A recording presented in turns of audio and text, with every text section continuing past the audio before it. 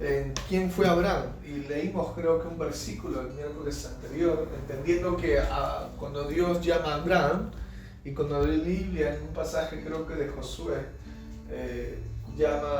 menciona a Abraham, lo menciona como aquel hombre, ¿verdad? Y que tenía su familia, que sus padres tenían otros dioses. La Biblia habla que tenían dioses paganos y que era, creo que, escultor de otros dioses, ¿verdad? Exacto. Entonces la palabra del Señor nos enseña, por ejemplo, que este perfil o esta información de cómo estaba Abraham antes de que Dios lo hallara, antes de que Dios lo llamara, ¿verdad? Un hombre adorando otros dioses, con otras creencias, con otras costumbres, ¿verdad? La mente de Abraham ciertamente está llena de muchas cosas, de muchos argumentos, de muchas ideas. Él está abrazando muchas cosas. Pero a ese hombre Dios lo llama. ¿Se dan cuenta de que Dios no llama a personas que están preparadas para el propósito de Él? No. Dios no llama a personas calificadas, entre comillas. Dios no llama a personas que están, se podría decir, que están tan limpias para que hagan la obra de Él. Jesús dijo algo: yo no he venido por justos, sino por pecadores, que procedan al arrepentimiento. Y la palabra del Señor nos enseña que cuando ciertamente Dios llama a Abraham, lo llama por misericordia. Por misericordia. Romanos 8 nos enseña, creo que Romanos 9 dice que Él es misericordioso con quien Él quiere ser misericordioso. Él es compasivo con quien Él quiere ser compasivo. Él muestra su misericordia y su compasión. Ciertamente Él es un Dios soberano, Él es un Dios que tiene también el control de todas las cosas. Y la palabra nos enseña que Dios no hace excepción de personas. Que Dios ciertamente llama al hombre, y Dios es conocedor de cómo está el corazón del hombre, de cómo está su vida. Hay un versículo que viene a mi mente cuando hablamos acerca de que Dios conoce nuestra condición, y vamos a ir a Efesios capítulo 1, creo.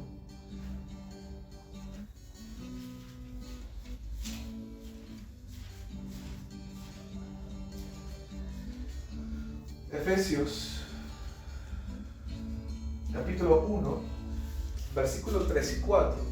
Un poquito para poder entender cómo Dios muestra su misericordia y cómo Dios escoge al hombre, ¿sí? Cómo Dios se manifiesta Él a su debido tiempo y a su debido orden. ¿Del hombre? No, de Dios, ¿verdad?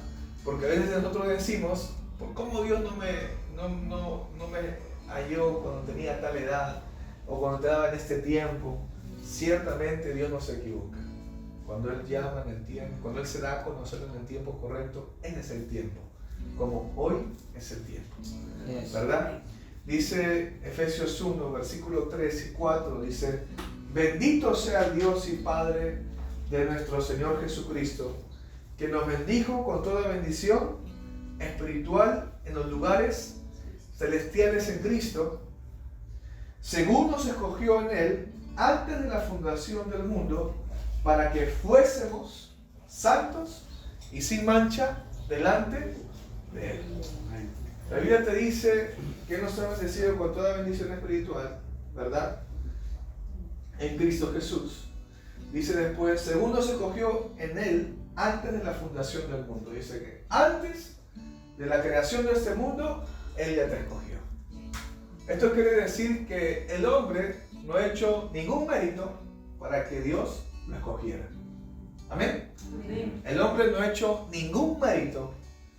Él no es merecedor del llamamiento de Dios. Él no es merecedor. Simplemente la palabra nos enseña en este versículo que Él ha mostrado su misericordia para con el hombre, ¿verdad? Y dice: según nos escogió en Él antes de la fundación del mundo. Ahora que viene lo otro interesante: para que fuésemos santos y sin mancha delante de Él. Dice Y esta palabra es clave porque dice para que fuésemos o para que fuéramos. ¿En qué término, en qué verbo de tiempo está? ¿Pasado, presente o futuro? Futuro, ¿verdad? ¿Sí? Para que fuéramos. ¿Sí? ¿Se entiende? Nuevamente, según nos escogió en él antes de la fundación del mundo, ¿para qué? Fuéramos santos y sin mancha delante de él. Cuando la Biblia te dice para que fuéramos santos y sin mancha delante de él, ¿qué te quiere dar a entender? Que va a haber un proceso para que el hombre esté delante de Dios santo y sin mancha delante de él. Antes de este proceso, ¿cómo está el hombre? ¿Cómo está el hombre? Separado. Ya. El pecado. ¿Qué más? ¿Qué más? Perdido. ¿Qué más? ¿Qué más podemos decir? Destituido. Distanciado de Dios. Sucio. ¿Verdad? Santos. Lleno de mancha. Hay inmundicia. Hay iniquidad en su corazón. La Biblia te dice, cuando dice la palabra, nuevamente vamos a leer. A ver. Según nos escogió en él antes de la fundación del mundo, hay una coma ahí, dando a entender la palabra, la soberanía de Dios, para la soberanía de su misericordia, que Él es misericordioso con quien Él quiere ser misericordioso. El hombre no ha hecho ningún mérito para que el hombre lo escoja, para que Dios lo escoja, perdón. Tampoco vamos a pensar que mucha gente toma esta idea, es que yo sufrí mucho, es que me hicieron mucho daño, por eso Dios me escogió. Tampoco es así. Porque vemos acá la palabra que Dios es quien escoge al hombre. Que Dios ciertamente escoge al hombre y ciertamente Dios se va a dar a conocer en la vida de esa persona en el tiempo de Dios y el debido orden de Él. Amén. Por otro lado te dice este versículo, te dice para que fuésemos. ¿Con qué propósito Dios escoge al hombre? Para que fuésemos santos y sin mancha delante de Él. Esto quiere decir que antes de ese proceso, ¿cómo está el hombre? En pecado, ¿verdad?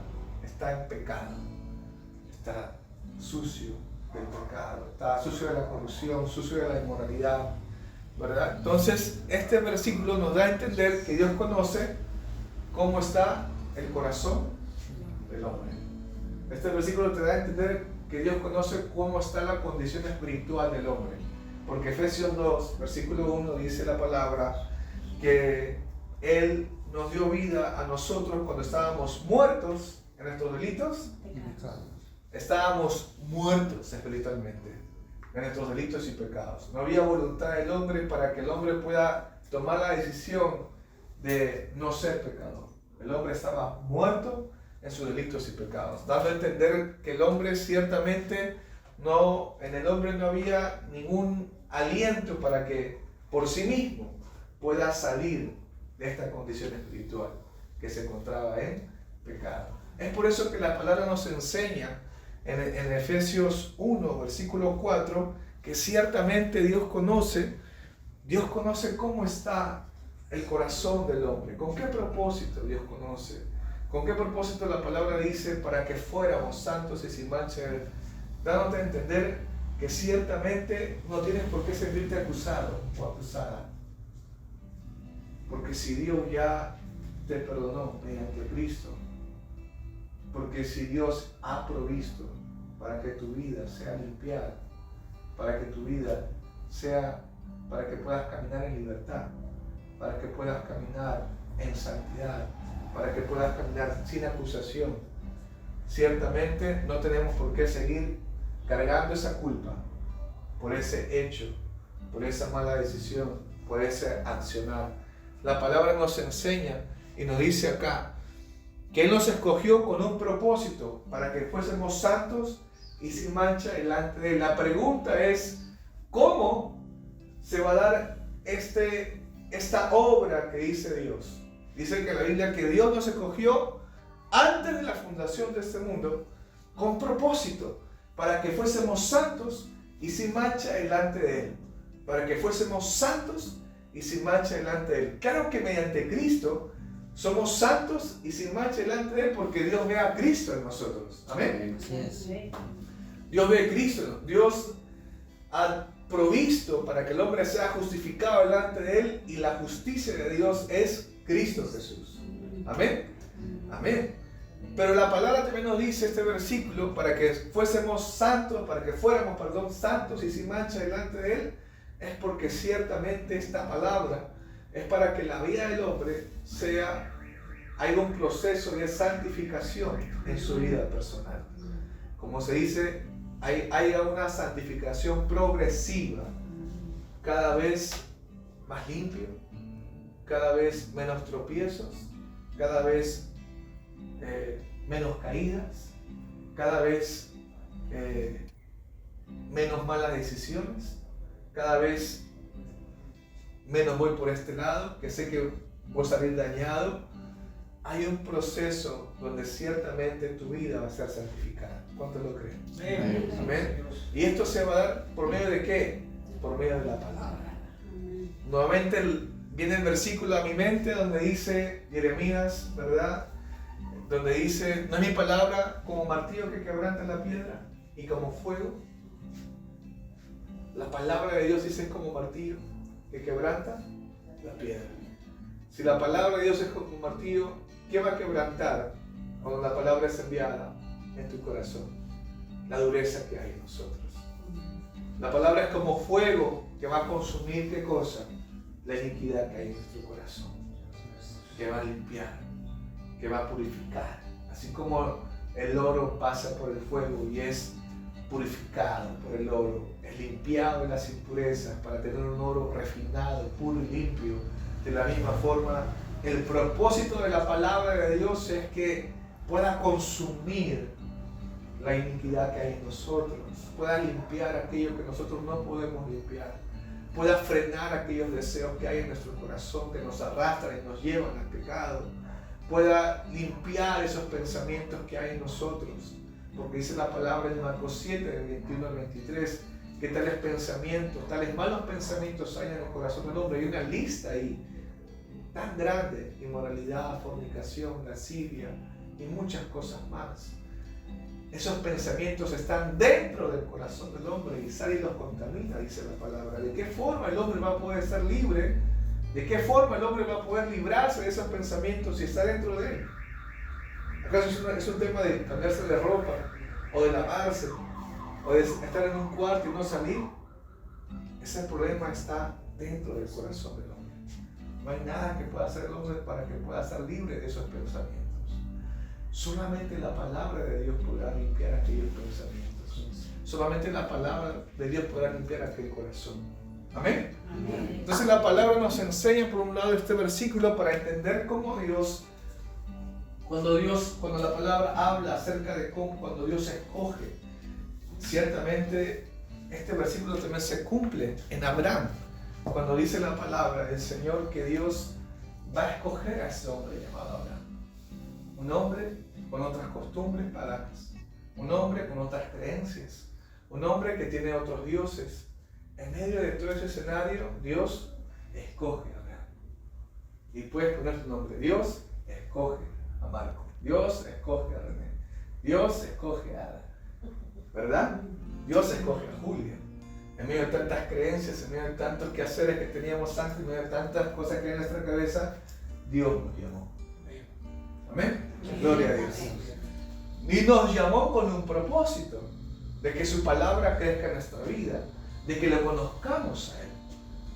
Es la voluntad de Dios que ciertamente le podamos conocer a Él. La palabra nos enseña, por ejemplo, en este versículo que se encuentra nuevamente en Jeremías, capítulo 9, versículo 23, si bien no me equivoco. Si alguien lo encuentra, lo puede leer.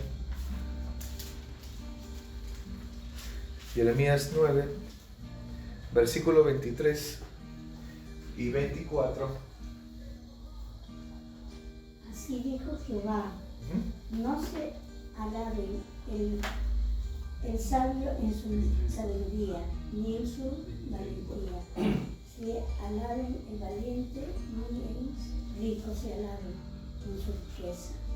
Mas alábanse en este el que se hubiera de alabar, en entenderme y cómo conocerme, que yo soy Jehová, que hago misericordia, juicio, justicia en la tierra, porque estas cosas quiero yo, dice Jehová.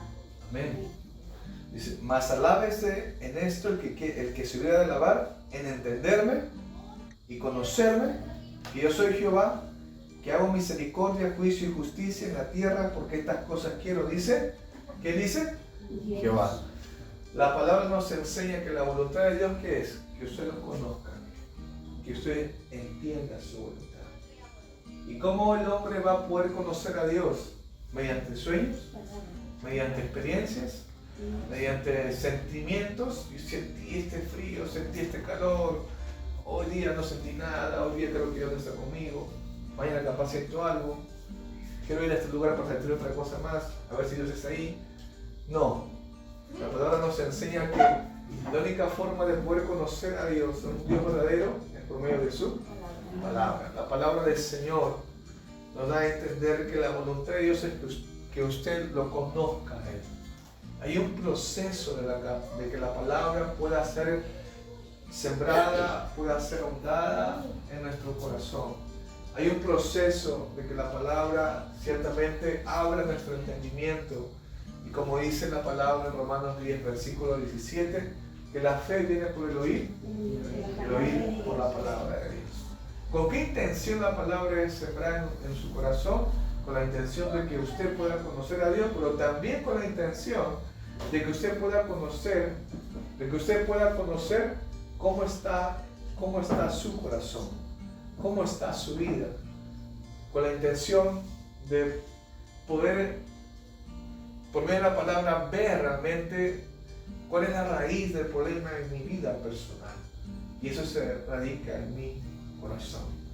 Y ciertamente es un proceso de que la palabra pueda darte a conocer esa verdad, de que usted más que lo sepa de una forma teórica, más que lo sepa de una forma como una información, como un conocimiento acerca de su condición espiritual, más que lo sepa, sino que cada vez eso se haga real en su vida personal.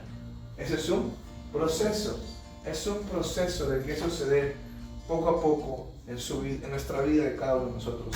Así que vamos a ver en Génesis capítulo 11, ¿verdad? Versículo 27. Dice: estas son las generaciones de Taré. Taré engendró a Abraham, a Nacor y Harán, y Harán engendró a Lot. Y acá vamos un poquito a conocer a Abraham. Abraham es hijo de Taré.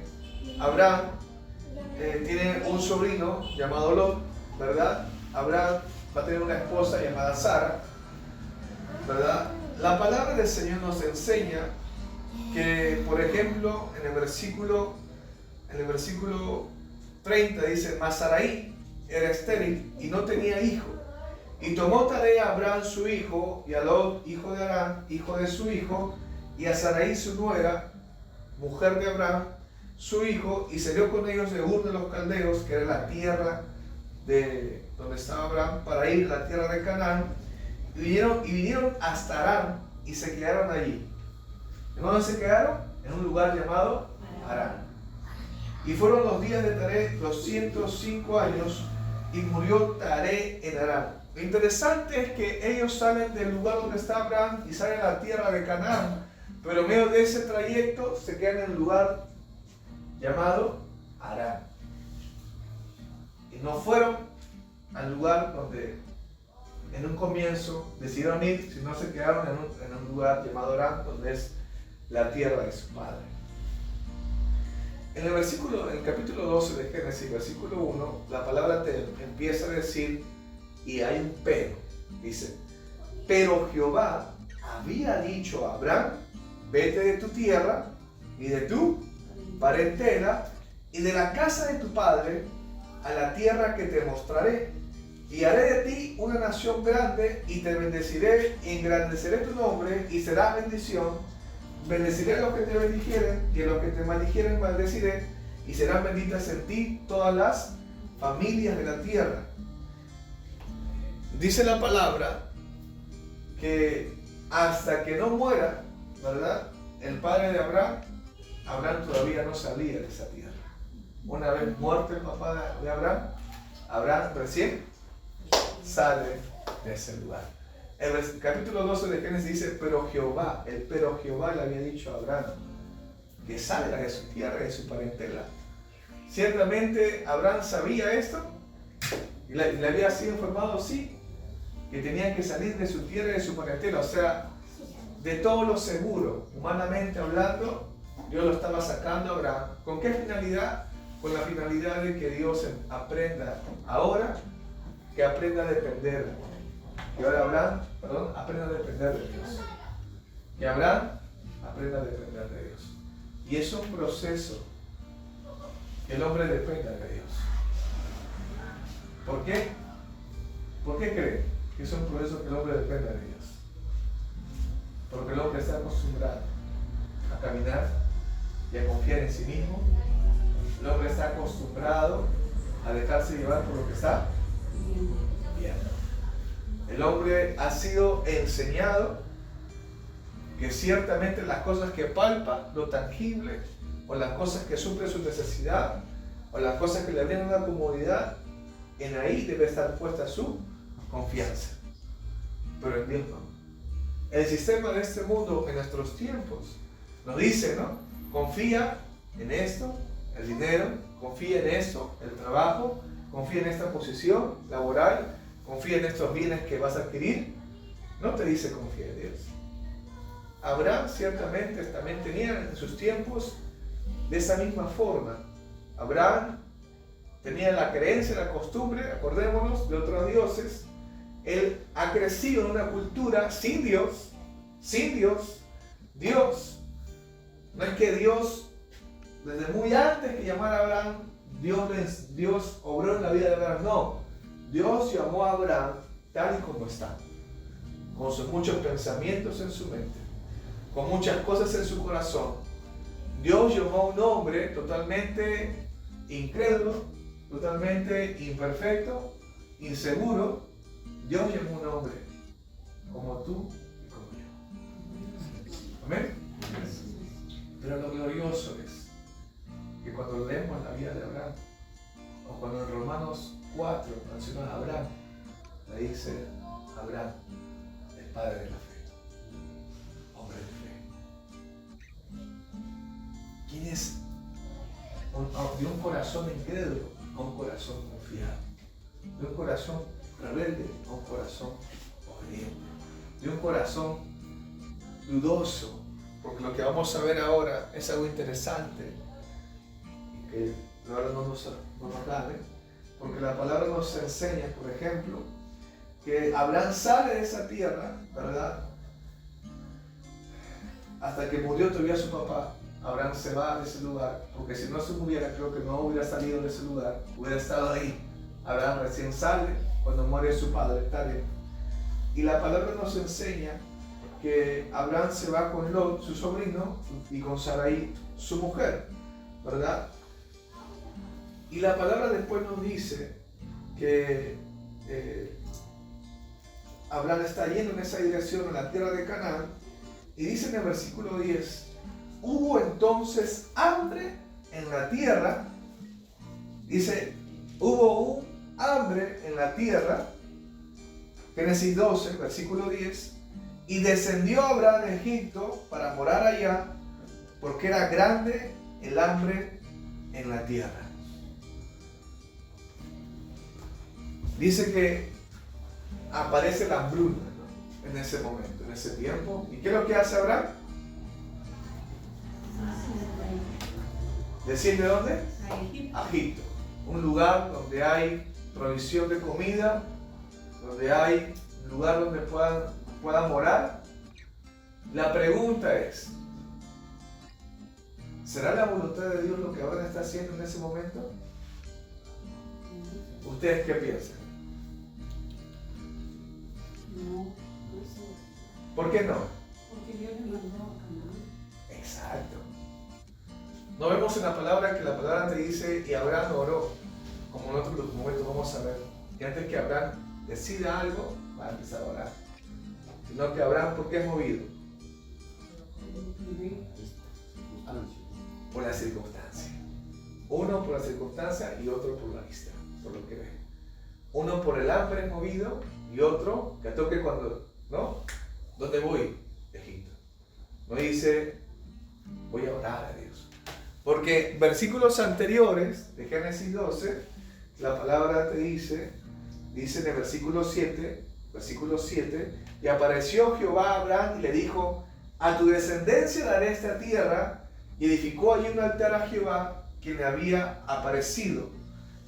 Luego se pasó de allí a un monte al oriente de Betel, y plantó su tienda teniendo a Betel al occidente, y ahí al oriente, y edificó allí altar a Jehová, e invocó el nombre de Jehová.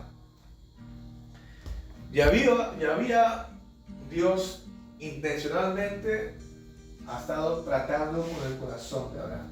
Ya vemos a un Dios grande misericordia que está tratando con un hombre que no lo conoce, pero está llamándolo a que lo conozca, está llamando a que este hombre aprendiera a caminar conforme a la voluntad de él. Vemos eso, vemos que Dios le dice, y vas a tener una descendencia, y Abraham está escuchando lo que Dios le está diciendo, entendiendo humanamente que tiene una esposa que es estéril. Vemos que Dios le está prometiendo algo a Abraham. Vemos que Dios está siendo intencional con sus palabras para que Abraham empiece a ¿qué? En confiar en Dios. Pero ¿qué es lo que sucede en Génesis 12, versículo 10? Aparece una circunstancia, aparece el hambre, aparece una dificultad. ¿Y qué es lo que hace Abraham? En vez de ser movido a ir hacia Dios que le está prometiendo tener una descendencia, a pesar de que su esposa es estéril, simplemente él es movido por las cosas que le está sucediendo. En vez de orar y pedirle a Dios guianza, él al toque piensa en una salida humanamente y va a ir ¿dónde? Egipto. Abraham, en lo que está decidiendo y en lo que está ejerciendo, ¿está viendo a Dios? ¿Qué está mirando Abraham? No material. Está mirando está mirándose a sí mismo, está moviéndose conforme sus pensamientos, conforme su parecer, no está viendo a Dios por ningún lado, ¿verdad? Vemos por la palabra que Abraham está moviéndose de esta forma. Pregunta, ¿cuántos de nosotros nos hemos movido de esta forma?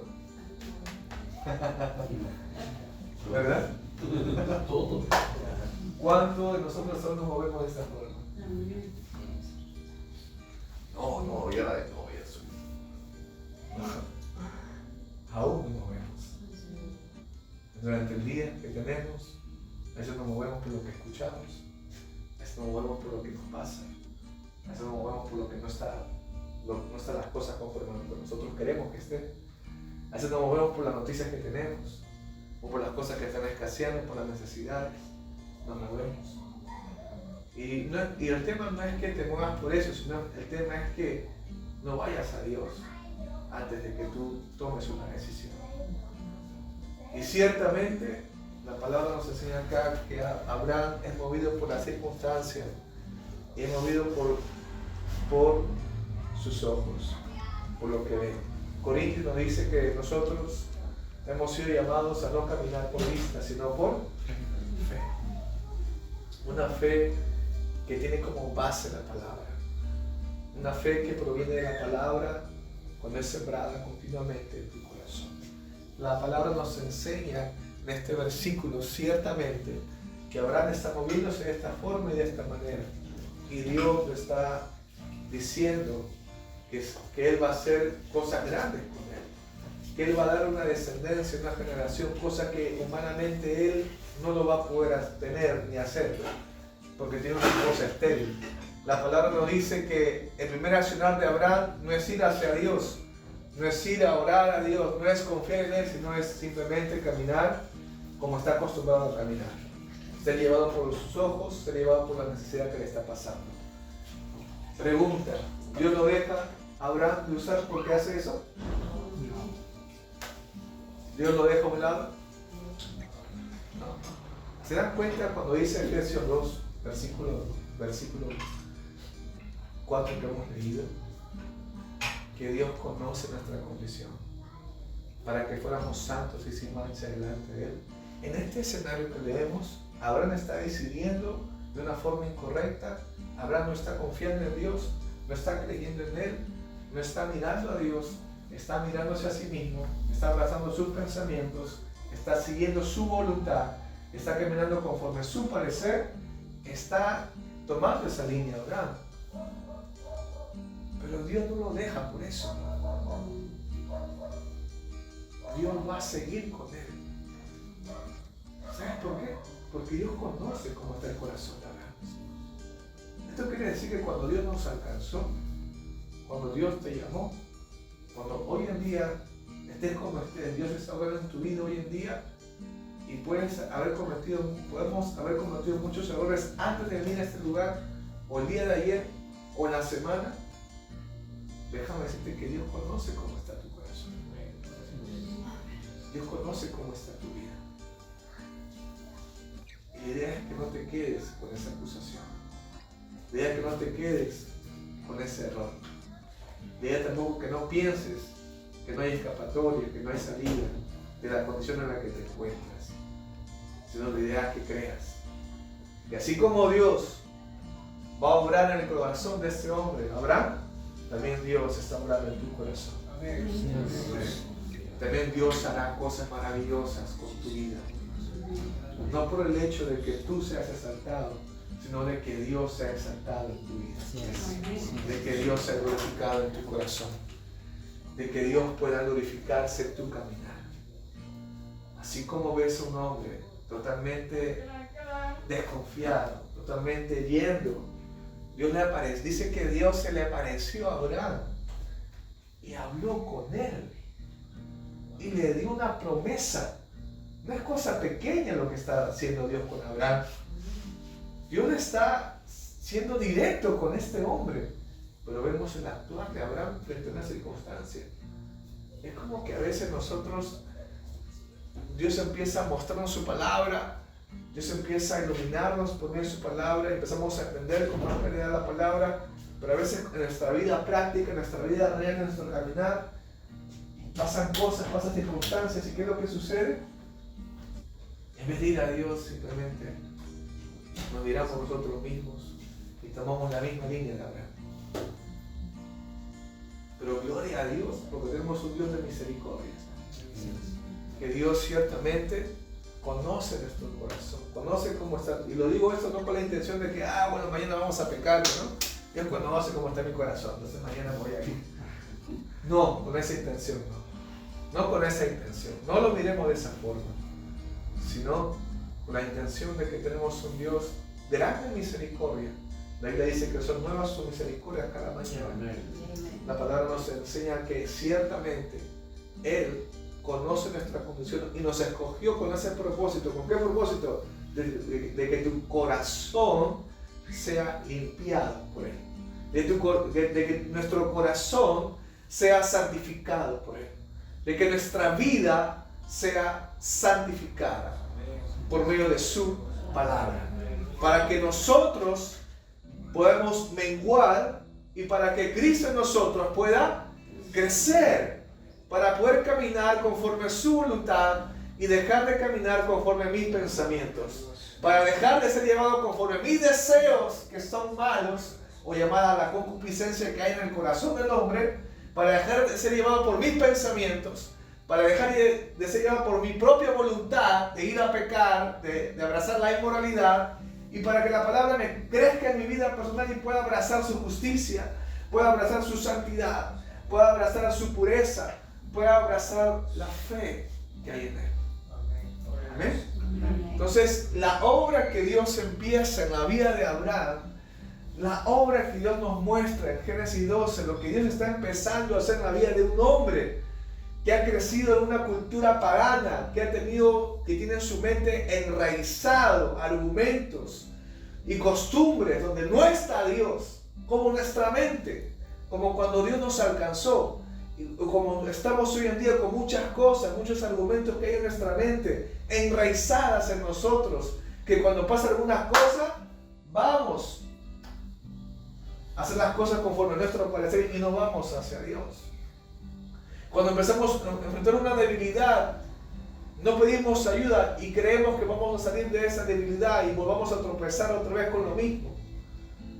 Y ciertamente, la palabra nos enseña que Dios no deja de usar a Abraham. Dios no deja de obrar en su vida. Dios nuevamente va a librar a Abraham del embrollo en que se va a meter a Abraham. Lo va a librar. Y es como Dios hoy en día. Claro, cometemos errores, cometemos tropiezos, pero Dios tiene el control de todas las cosas. Y Dios, en su gran misericordia, nuevamente nos llama. Amén. Nuevamente empieza a orar en nuestro corazón y nuestra mente. ¿Para qué? Para hacer la voluntad de Él y no caminar en nuestra propia voluntad. Amén.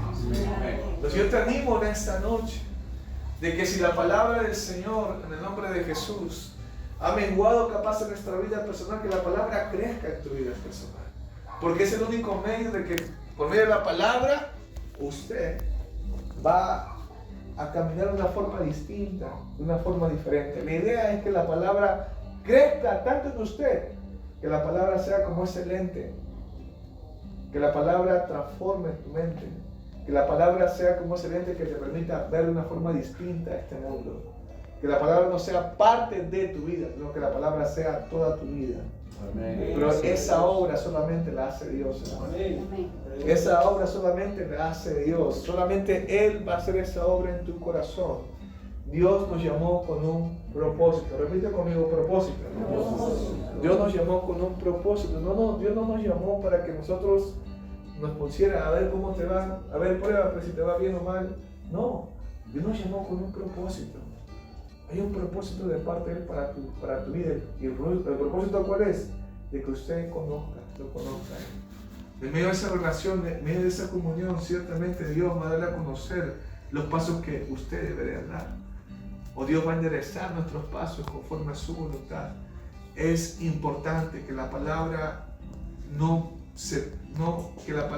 pierda su continuidad en tu vida personal. Gloria a Dios que estamos hoy en día reunidos acá, miércoles. Que la palabra no pierda esa continuidad. Porque la palabra dice que la fe viene por el oír y el oír por la palabra de Dios. Es importante la continuidad de la palabra en nuestra vida personal. Porque si se pierde esa continuidad, ciertamente vamos a dar cabida a ¿qué cosa? A que nuestros pensamientos crezcan, a que nuestros pensamientos dominen nuestra vida, a nuevamente caminar como si no estuviera Dios en nuestra vida personal, a nuevamente mirar las cosas y este mundo como que si Dios no estuviera en nuestra vida personal y simplemente caer en el afán, caer en el resentimiento, caer en la frustración, caer en el desánimo, caer en la tristeza. Gloria a Dios que Dios nos escogió para caminar en esperanza y no ser movido por las cosas circunstanciales que nos pasan en esta vida. Gloria a Dios que nos llamó para caminar en esperanza. En la esperanza, ¿por qué? Porque queremos que tenemos un Dios que tiene el control de todas las cosas. Y que Él es bueno, y Él es grande en misericordia. Y su voluntad es buena, agradable y perfecta. Amén. Esta voluntad está preparada para tu vida y para la mía. Para caminar conforme a su voluntad. Amén.